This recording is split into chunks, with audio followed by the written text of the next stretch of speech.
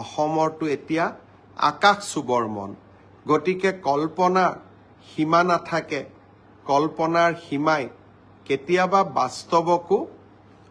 উপেক্ষা কৰি আগুৱাই যাব খোজে মই অৱশ্যে নিজৰ শৰীৰত মাজে মাজে চিকুট মাৰি থাকোঁ যাতে কল্পনা আৰু বাস্তৱৰ মাজত এটা সামঞ্জস্য থাকে গৃহমন্ত্ৰী অমিত শ্বাহ ডাঙৰীয়াই কোকৰাঝাৰত নিখিল বড়ো ছাত্ৰ সন্থাৰ ৫৭তম বাৰ্ষিক অধিৱেশনত যোগদান কৰিলে গৃহমন্ত্ৰীৰ ভাষণ ব্যতিক্ৰমী আছিল সঁচাকৈয়ে সকলোৰে মন চুই গ'ল যেতিয়া গৃহমন্ত্ৰী ডাঙৰীয়াই ঘোষণা কৰিলে যে আমি নতুন দিল্লীৰ এটা পথ বডোফা উপেন্দ্ৰনাথ ব্ৰহ্মৰ নামেৰে নামাংকন কৰিম বডোফা উপেন্দ্ৰনাথ ব্ৰহ্মই বড়ো জাতিৰ সৰ্বাংগীন উন্নতিৰ বাবে গোটেই জীৱন সংগ্ৰাম কৰিছিল আৰু BTR BTC আজি সেই সংগ্ৰামৰে প্ৰাপ্তি ভাৰত চৰকাৰে বডোফা উপেন্দ্ৰনাথ ব্ৰহ্মৰ নামত নতুন দিল্লীত এটা পথ উৎসৰ্গিত কৰাৰ যি সিদ্ধান্ত গ্ৰহণ কৰিলে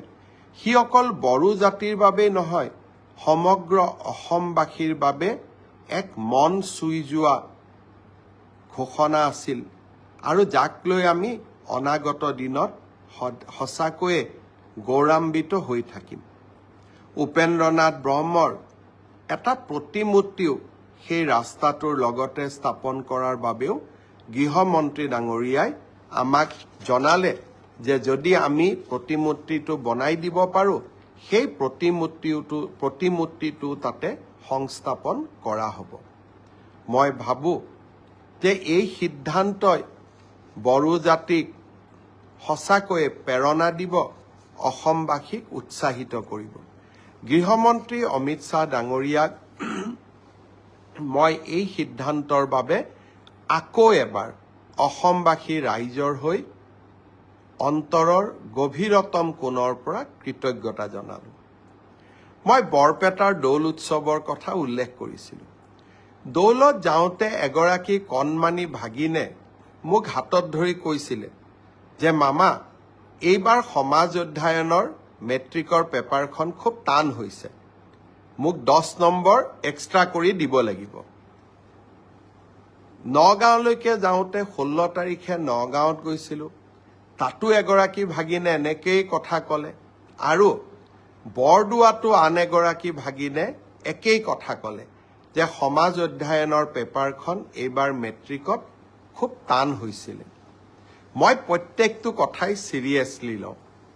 গুৱাহাটীত আহি সেবাৰ চেয়াৰমেনক মই সুধিলোঁ যে সমাজ অধ্যয়নৰ পেপাৰখন সঁচাই টান হৈছিল নেকি সেবাৰ অধ্যক্ষ ডাঙৰীয়াই মোক ক'লে যে প্ৰশ্নখনৰ পেটাৰ্ণ বদলিছে যোৱা বছৰো প্ৰশ্নখনৰ পেটাৰ্ণ বদলোৱা হৈছিল আৰু এইবাৰো পেটাৰ্ণটো বদলোৱা হৈছে যাতে ছাত্ৰ ছাত্ৰীসকলৰ জেনেৰেল নলেজৰ পৰীক্ষা সেবাই ল'ব পাৰে ব্যৱস্থাটো আদৰণীয় কিন্তু যদি মোৰ ভাগিনবিলাকে আকৌ মেট্ৰিকত ফেল কৰি যায় তেতিয়াহ'লে কেনেকৈ হ'ব সেইটোতো হ'ব নোৱাৰে সেইকাৰণে মই সেবাৰ অধ্যক্ষক মই অনুৰোধ কৰিছোঁ যে আপুনি চাব যদি মোৰ ভাগিনবিলাকৰ পৰীক্ষা সমাজ অধ্যয়নখনত বেয়া হয় কিন্তু আন পেপাৰবিলাকত ভাল হয় তেতিয়াহ'লে এইবাৰ সমাজ অধ্যয়নত আমি সকলোকে অতিৰিক্তকৈ কিবা নম্বৰৰ ব্যৱস্থা কৰি হ'লেও ভাগিনসকলক মেট্ৰিক পাছ কৰাৰ সুবিধা কৰি দিব লাগিব তেখেতে মোৰ অনুৰোধক বিবেচনা কৰিম বুলি প্ৰতিশ্ৰুতি দিছে আৰু সেয়েহে ময়ো ভাগিনসকলক ক'ব খুজিছোঁ যে সমাজ অধ্যয়নৰ কাৰণে আমি আৰু চিন্তা কৰিব নালাগে সকলোৱে মিলি চেষ্টা কৰিব যাতে আমাৰ পৰীক্ষাটো আমি ভবাৰ দৰে নহ'লেও আমি যাতে কিছু হ'লেও অতিৰিক্ত নম্বৰৰ সুবিধা লাভ কৰিব পাৰোঁ মই ভাবোঁ যে এই ঘোষণাটোৱে ভাগিনসকলৰ চিন্তা কিছু দূৰ কৰিব